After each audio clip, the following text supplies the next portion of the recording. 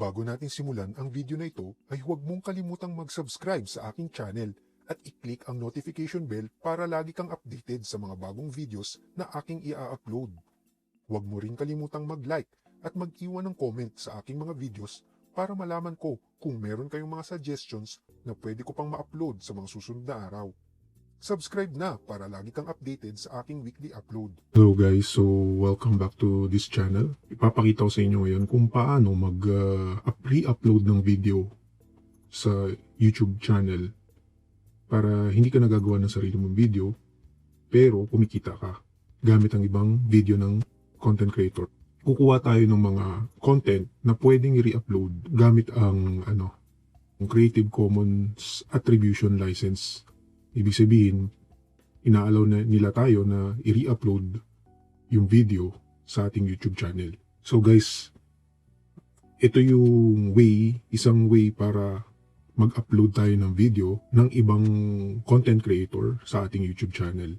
So paano natin gagawin yun? So una, syempre maghahanap tayo ng video na gusto nating i-post sa ating YouTube channel. So for example, itong video na to, gusto ko itong re-upload. So, ida-download lang natin tong video na to using an IDM. So, kunwari, for example, ito, na-download natin. Kanina na-download ko na siya, so ulitin ko lang para makita nyo. So, yan. So, kunwari, ito yung video na susubukan nating i-re-upload sa YouTube channel natin. So, gamit ang isang IDM, ida-download lang natin tong video na to using the highest quality as possible, then start download. So, okay. So, na-download ko na yung video.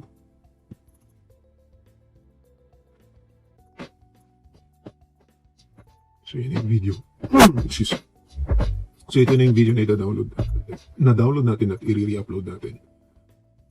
So, pupunta tayo dun sa ating YouTube channel at i-re-upload natin yung content na yun. So, punta lang tayo dun sa Customize Channel. And then, pwede na rin tayo mag-re-upload dito. Upload video. So, usually sa pag-upload ko ng video, lagi ko pa rin ginagamit yung Upload with Classic.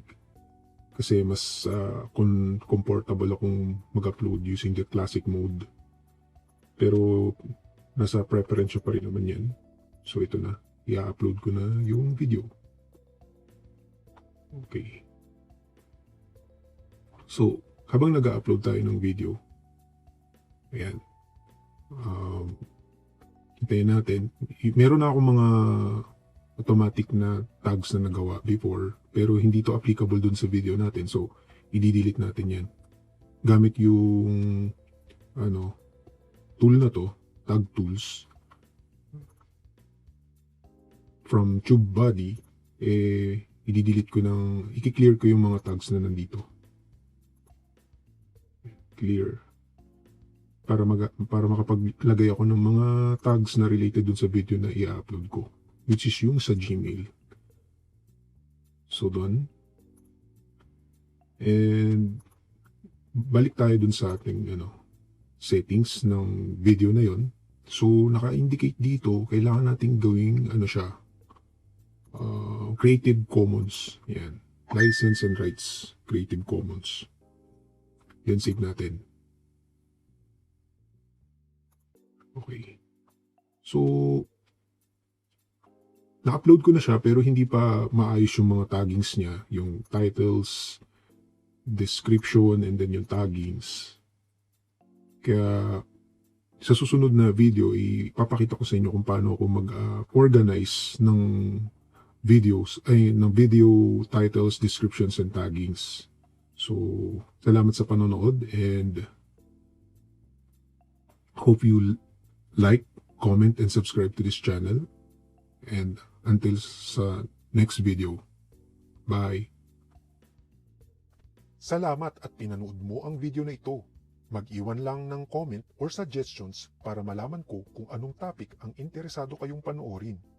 Panoorin nyo rin ang iba pang mga uploaded videos ko at huwag kalimutang mag-like at mag-subscribe. Hanggang sa susunod,